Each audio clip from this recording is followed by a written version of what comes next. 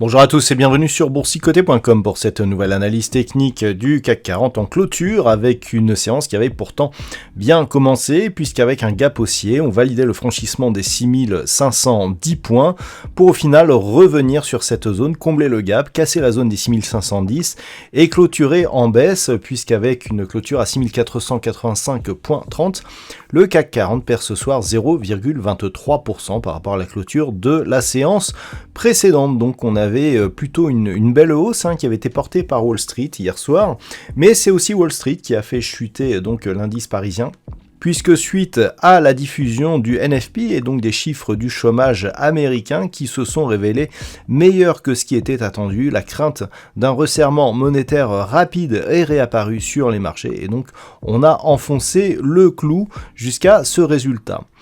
Du point de vue des indicateurs techniques, nous sommes sur une configuration qui redevient baissière au sens des histogrammes du MACD qui évolue certes dans la partie supérieure de leur zone d'évolution mais sur une dynamique négative.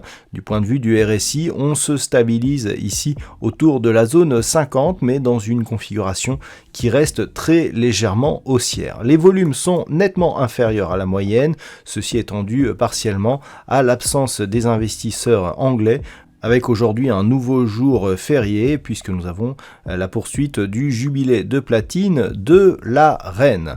Donc cette configuration, elle reste toutefois assez hésitante, on reste dans une dynamique plutôt haussière, même au sens des deux dernières bougies ici où on voit des points hauts et points bas supérieurs à ceux de la précédente bougie.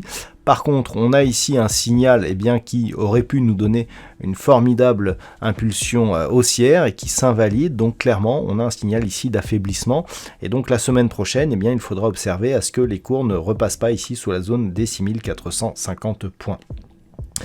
Nous sommes vendredi, avant d'aller plus loin, je vous propose une vue sur le marché en hebdomadaire pour constater que la configuration reste haussière. On a ici donc une dynamique qui est baissière, on a rebondi ici, on est venu au contact de la moyenne mobile 20 exponentielle, on a eu une nouvelle accélération baissière qui n'est pas revenue ici sur la bande de Bollinger inférieure, on rebondit et là aujourd'hui encore, on revient sur un contact sur la moyenne mobile 20 exponentielle. Ce que l'on peut constater, c'est que l'on a ouvert la semaine là aussi sur un gap haussier.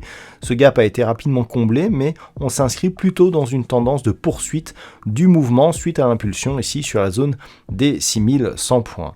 Du point de vue des indicateurs techniques, on reste donc sur une dynamique haussière au sens des histogrammes du MACD qui évolue toujours dans la partie inférieure de leur zone d'évolution, mais dans une dynamique positive après ici cette phase d'hésitation. Du point de vue du RSI, on reste toutefois dans une dynamique globalement baissière mais qui tente à se neutraliser. On est autour des 40 points depuis le milieu du mois de mars. Donc cette configuration, elle est un peu plus positive que ce que nous avons sur la vue daily. On reste toutefois dans une perspective baissière, avec ici une moyenne mobile 20 exponentielle qui agit toujours comme résistance donc sur l'évolution des cours. Et donc la semaine prochaine, c'est sur cette zone qu'il va falloir focaliser son attention pour avoir une vue moyen terme. Cette moyenne mobile 20 exponentielle qui oscillera sur des niveaux proches des 6570 points. Si on casse cette zone, si on s'affranchit ici de cette zone de résistance intermédiaire des 6745 points, on validera un retournement de la tendance puisque après ici ce fort contact donc sur la bande de Bollinger inférieure, si on parvient à casser la moyenne mobile 20 exponentielle, d'autant plus qu'entre ces deux contacts, il n'y a pas eu de nouveau contact ici avec la bande de Bollinger inférieure, clairement on sera dans un signal de retournement de tendance. Donc on surveillera la zone ici des 6644 points et puis éventuellement la zone ici des 6750 points. À l'inverse, tant que les cours restent ici sous cette moyenne mobile 20 exponentielle, et si par exemple on venait ici à recasser cette zone de point bas ici des 6420 points, clairement on reprendrait la route ici d'un point de vue moyen terme vers la zone majeure des 6100 points et on confirmerait la possible poursuite d'un mouvement baissier qui pourrait s'accélérer sur rupture de cette zone des 6100 points puisqu'il y aurait cassure du support majeur donc du CAC 40 et inscription d'un nouveau plus bas significatif par rapport ici à ce point bas de la semaine du 9 mai.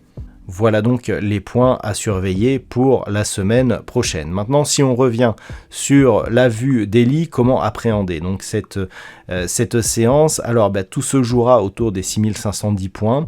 Tant que l'on reste au-dessus de cette zone, eh bien, clairement, on est dans une poursuite haussière de la dynamique avec comme perspective la rupture ici, le contact et la rupture de la zone des 6582 points. Si tel était le cas, l'objectif sera une poursuite ici en direction des 6644 points.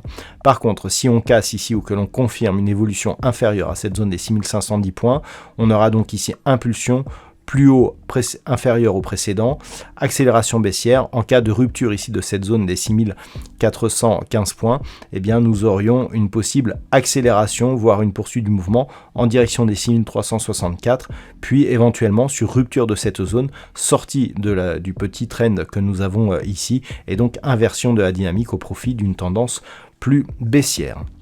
Voilà donc les points clés à surveiller pour la semaine prochaine et donc pour lundi.